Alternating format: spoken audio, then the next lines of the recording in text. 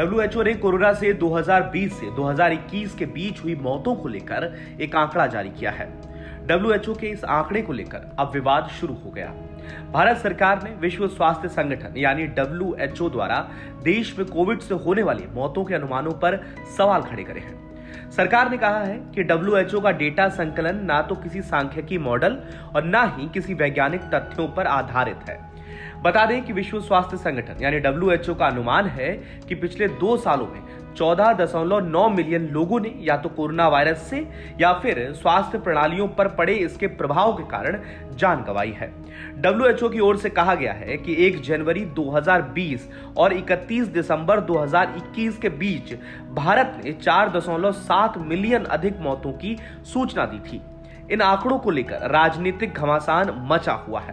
विपक्ष डब्ल्यूएचओ के आंकड़ों को लेकर केंद्र सरकार पर हमलावर है, तो वहीं केंद्र सरकार डब्ल्यूएचओ के इन आंकड़ों पर ही सवाल खड़े कर रही है। लेकिन पेच कहां फंसा है? तो पेच दरअसल यहां फंसा है कि कोरोना से मौत और कोरोना के कारण और इसके प्रभाव के कारण होने वाली मौतें। दरअसल डब्ल्यूएचओ ने जो आंकड़ा जारी किया है उसको लेकर कहा है कि इसमें उन मौतों के आंकड़ों को भी शामिल किया गया है जो कोरोना के प्रभाव के कारण हुई है।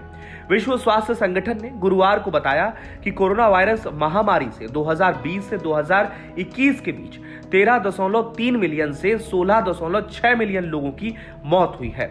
यह इस महामारी से मरने वाले लोगों की बताई गई संख्या का 3 गुना है। विश्व स्वास्थ्य संगठन के कोरोना वायरस से कुल मौत के आंकड़ों का लंबे समय से लोग इंतजार कर रहे थे। इसमें महामारी के असर से हुई मौतों का आंकड़ा भी शामिल है। संयुक्त राष्ट्र की स्वास्थ्य एजेंसी ने अपनी विज्ञप्ति जारी की है।